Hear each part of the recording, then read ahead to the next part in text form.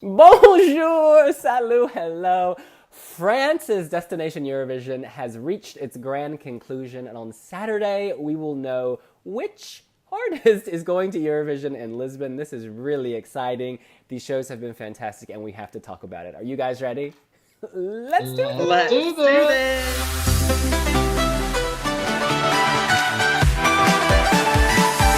Yes, France has really done a good job this year creating hype, creating buzz, putting on two good shows that kept our interest, certainly.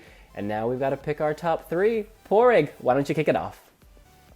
Firstly, France's shows would be even better if they shaved an hour off them. That I would quite like not to devote 2.5 hours of my Saturday evenings to watching covers. But anyway, it's a big improvement on their last national final back in 2014. So that's it. Next year, get rid of the covers and all the filler and just give us the songs and have it done in an hour and a half and we'll be happy. But back to my choices. Firstly, I want to give an honourable mention to Nassi and Rêves de Gamin. Because basically, when I heard this first, I was like, hallelujah, France have found their Eurovision winner. This is my favourite song of the year. I love it so much, nothing can beat it. And then he goes and performs it live. And then I felt like having a funeral for the poor song because it just didn't work.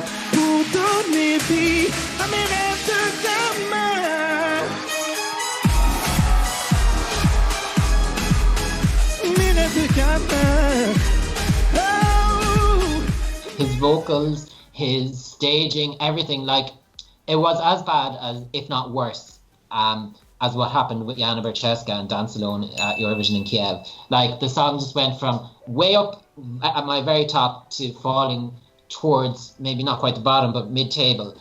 And I really can't see it winning. Like if it was radio contest, that would be my number one by and far. But unless there's some divine intervention on Saturday's final, Nassi doesn't deserve to go to France. But I just felt I just had to name him because the song is just so good in the studio version. So back to my number three, is Emmy with, what's it called again? Okay, okay.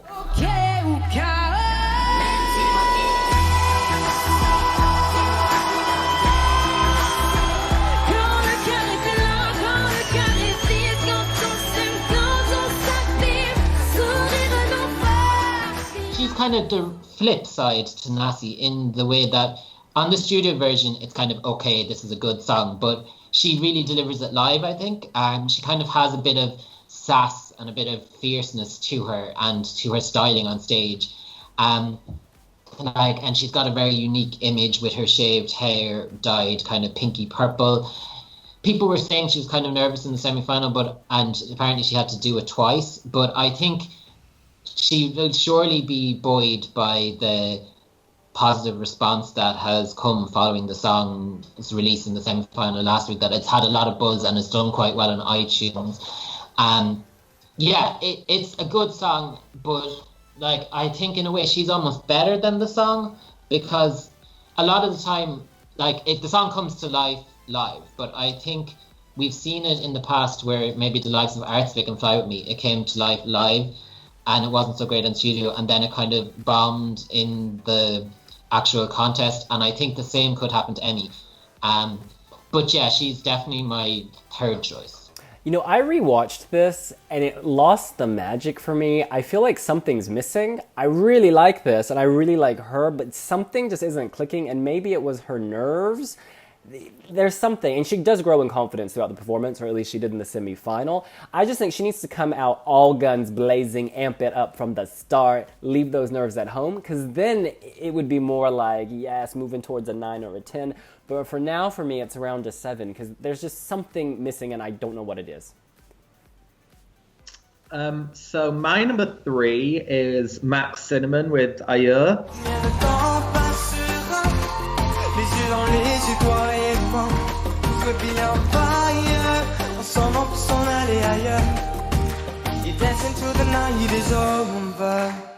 It's one of those where actually it has kept on growing on me. So when I watched his live performance, I really enjoyed it. I thought he was great in the live 3 minutes, and then I completely forgot about the song.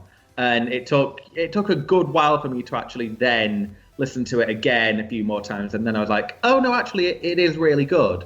Obviously, at Eurovision, it's not great if you kind of forget about something after the 3 minutes. So I don't necessarily think he is right for Eurovision right now, but he's a very engaging performer. He's definitely got the charisma. He's clearly enjoying himself on stage, and that's something that they should really nurture and grow and send him in a year or two for France, and I think he'd do really good. It is a bit kind of derivative of a few other songs like Ed Sheeran or Shawn Mendes, but you know, he's a guy with a guitar, so he's probably always going to be compared with Ed Sheeran. And I think he is part British as well, or he lived in the UK for a long time. So, you know, there's always going to be that kind of comparison. But in terms of the bilingual songs as well, I think this one is probably one of the best ones. And it's not got the clunkiness of sort of like Lisandro and Ava, where he does that, she's just a single mother. That kind of ruins that song for me. It is my number 4, and it would be my honourable mention would be Ava. But I feel like because maybe he's got a better grasp of the language or something, I just prefer Ailleurs over the 3 minutes. I think it's the better crafted overall song. That was perhaps the biggest surprise to me of the whole competition, was that his song was quite good and he was really good and wasn't as intimidated as I thought he would be. Because when I heard the snippet, I was like, whatever, do I have to write this post? And then the song, when he sang it, I was like, yes, I'm glad I wrote that post because he's one to watch.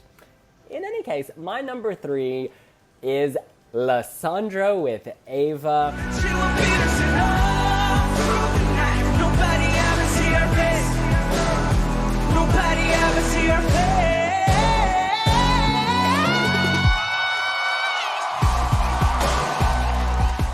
This was the snippet that, along with June the Girl, we all know what happened with her, that most kind of ignited my fire, because I think that hook is excellent. It's a really good hook. However, after rewatching it, it's also gone down for me. Like, I felt like the first minute or two was total slayage, and then now that I rewatch it, I think the dance breakdown is a little awkward and forced. I think maybe he was trying too hard to be a pop star with that. And then also, there's just something in the verses seems awkward to me. I still love the hook, and I think he nails that bit. The final 30 seconds when he starts singing about the single mother, it kills it for me. I mean, I would just copy and delete. I would just get rid of that section. And then it would be really credible, and I think would make the song even stronger, because it is a good song. It's just, you know, most people watching Eurovision will understand English, and they'll understand the phrase single mother, and it breaks the deal. It's a deal breaker. Yeah. Just on the topic of Lisandro, I personally think that he is grossly overrated. Like, his song is probably my number 8 in the final, and there's only 8 songs in the final. But like, he's a very good singer, and I think people are kind of latching on to the bandwagon on the basis of his voice and his on-stage persona, because when I was watching him on YouTube, there was suggested video was his debut single Danse, and that is so superior to this. It's a really, really good song. It's kind of like reminiscent of Amir and Cherche, and I think if that was in this final, France would be in danger of winning Eurovision. They're not with Ava, because it's like, if you want a song about single mothers, a pop song about single mothers, Clean Bandit and Sean Paul and Anne-Marie did a much better version with, I can't even remember the name of it, but that song. But yeah, so Lisandro isn't my number 2. My number 2 is Malo with Ciao.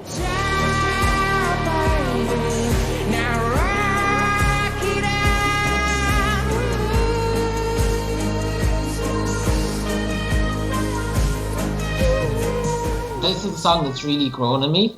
So I don't know if that's a good or a bad sign, because with Eurovision you kind of want a shower rather than a grower. Because when I listen to Malo first, it's kind of like, what's the hype? And then I listen to him maybe 10 times more, and then it's like, oh, I really like this. Like, his voice is kind of off-putting, and you kind of have to open yourself up to accept the voice, because when you kind of listen to it first, it's like, is Gollum from Lord of the Rings singing a song? But it's got this quality. It's got kind of a Coldplay, Tom Odell. It's kind of a British rock quality to it, and it's really uplifting. I like the studio version once more, considerably more than the live version, because the live version I find it very distracting. And in the live version, I know he doesn't say it but he ad-libs in the live version and he goes on about being horny. I know he's not saying that he's horny, but it's some French or Italian words that I don't understand the meaning and I just hear horny. And he doesn't have that in the studio version. Il est show. But yeah, I think he would be a credible entry. I don't think he would do as well as Amir, but he could certainly maybe replicate Alma's placing from last year. Yeah, that's actually one for me as well, where now that I've listened to the studio versions, I appreciate it more. But when I go back and watch the live, I'm like, oh no, that's why I found you so annoying at the time, because he really is annoying on stage. I'm sorry, I just hate performers that jump around and play pianos like that. No, that isn't how you play a piano. My number 2 is Emiliana with OK Ukao. And again, it has kind of dropped a little bit for me since that first performance. I think in the moment of the first performance, it was really good, and it certainly stole the show for me on that first show.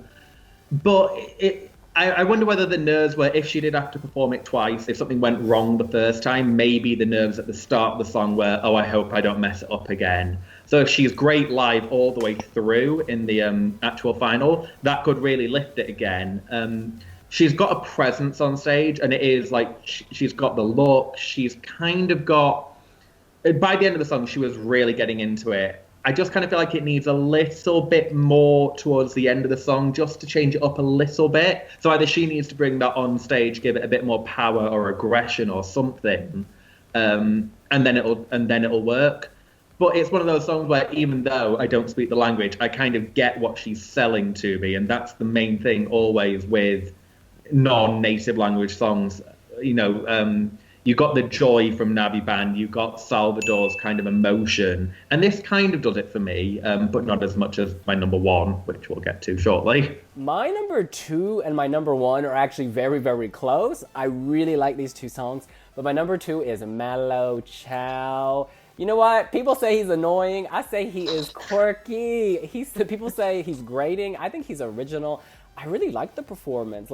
The piano banging works for me. I see some kooky boho French performer. It's almost, there's an artistic element. He also looks so young, and maybe I'm giving him the benefit of the doubt because he's so young and out there. I just think he's one of those people I would love to know. I would love to, have a discussion about Sartre. No, there's something about him I find very endearing. And also the song is great. It sounds very mature, even though the voice goes quite high. He sounds like a seasoned performer. I was playing this in the background, and it could be in a movie, it could be on a CD, it could be out there in the world, living and slaying iTunes. I love it. And it does have that British quality people keep going on about, but at the same time, to me, it feels very French. And I don't know if that's because it's in a different language, well, multiple languages. I would cut one of those, it gets confusing. But yeah, I really like this. I think it sounds so well put together. It's a total package. And with staging, I think France could do something very, very magical. Obviously, they're working on a small stage in this national selection, but at Eurovision with that big LED, they can give it more oomph, I guess, because I feel like a lot of people like it, but I think with amazing epic staging, people would grow to love it, honey. All right, we move on to our number 1. Oh, sorry, one more thing. Ciao sounds authentic to him. All that stuff I said about boho, crazy, weird, it seems to fit him. It's not forced, whereas some of the other artists, to some extent, OK Uko, I feel like it doesn't always fit the artist, or there's just something the artist is trying to make it fit. Whereas with this song, Ciao, it already fits. It just feels so organic to him. All right, now we move on to our number 1. Well, my number 1, it's kind of I've been on the road to Damascus, and I've kind of had a conversion, because when the songs for semi-final 2 came out, I was kind of obsessed with Nassi, as I alluded to. And everyone else was going on, Madame Monsieur, Madame Monsieur. And I was like, they're a bit overrated. There's nothing great about the song. It's fine. And then I saw it live, and then I was like, okay, these are winning Destination Eurovision. There's no competition, because their studio version is actually very good. It's just I was so in love with Nassi's song that I kind of overlooked it. But when it was live, they had the necessary package. Maybe their staging, I think, could be amped up a bit for Eurovision, because at the moment it's very minimalistic. But they were seasoned performers. You wouldn't know that they were kind of up-and-coming singers. You'd kind of say that they'd been on the scene for years and years and years. And I mean that in a good way. I'm not saying that they're old and haggard. But they have a very French feel to it, and there's a real emotion to the song.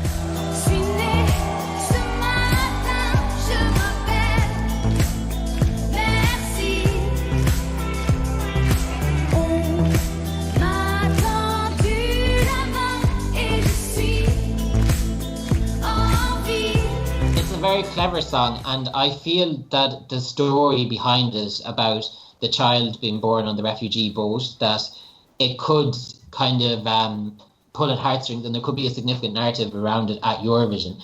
And I think it's done better. Like, we've had these kind of songs before. In 2015, Romania had the story about all the immigrants with Voltage. And there's other ones that I can't think of at the top of my head, but I think this is done better. It's done classier. It feels very French, even her image. My main concern would be that if I was to compare it to recent Eurovision acts, Blackbird and Norma Jean would spring to mind, and they were kind of forgotten about. Like, there was a lot of hype, but they were forgotten about. But I think that Mercy is a bit more gripping from the start, and the hook gets stuck in your head, whereas Norma Jean, a lot of people liked it, but they obviously kind of forgot about it. I don't think this is as forgettable.